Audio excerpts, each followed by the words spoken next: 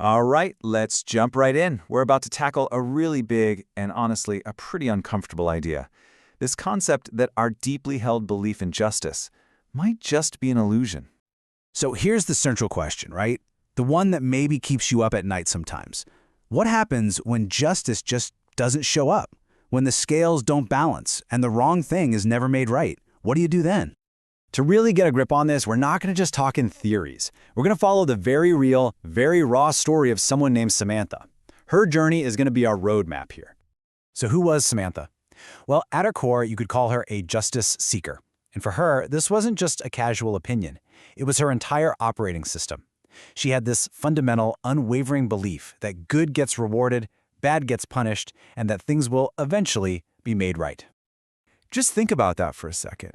Her whole worldview, her sense of order and safety in the world, was built on that single, powerful idea.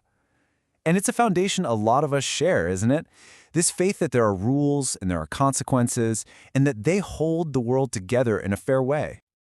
And this is where her story takes a sharp turn. Because what happens when that one thing you believe in most, that solid foundation, gets completely shattered? For Samantha, her entire world was about to crack wide open. The event was the heartbreaking death of her best friend, Ava, who was killed in a hit-and-run.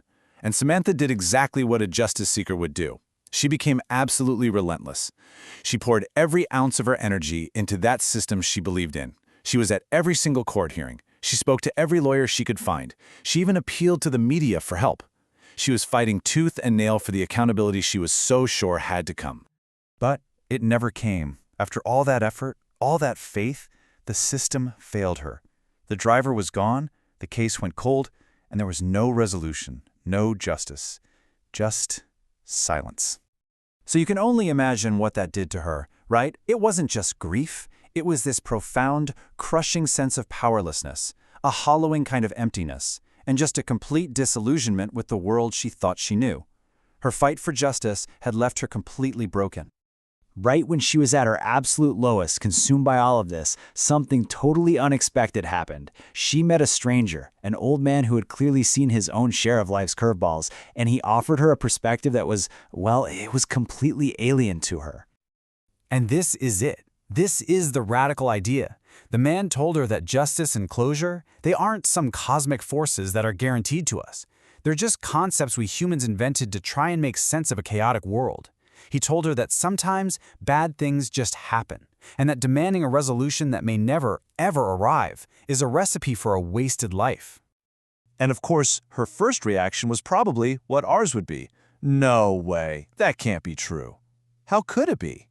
Accepting this meant that her whole fight, her entire core belief system, was based on a fantasy. That is a really, really difficult pill to swallow. But as she sat with it, she started to see the wisdom in what he said, and she made this crucial pivot.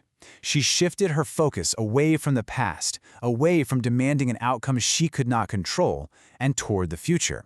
She started focusing on the only things she could control, her own life and her own actions.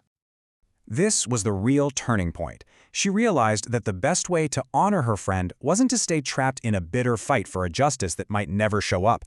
The best tribute was to live a vibrant, full life, the kind of life Ava no longer had the chance to. And this wasn't just some philosophical shift in her head. It led to real, actual change. She started doing things. She took that trip to Europe she'd always put off. She started volunteering at an animal shelter. She even went bungee jumping for the first time. She started truly living again, not in spite of her tragedy, but as a way to transcend it. So what can we learn from Samantha's journey? It really comes down to three key things. First, you have to acknowledge and let go of what is completely out of your control. It's so hard, but it's crucial. Second, find comfort and connection in the good memories, the things that can't ever be taken away. And finally, and this is the big one, you have to realize that your own happiness is an inside job. It doesn't depend on external events lining up perfectly. And that's the ultimate takeaway here. She found peace not by fixing the world's injustices, but by accepting them and choosing to build her own fulfillment anyway. Her happiness was no longer being held hostage by the need for a perfect outcome. So we'll end with this question for you to think about. For Samantha, the illusion was guaranteed justice. What about you? What deeply held belief about how the world should work might be holding you back from living the life you actually can.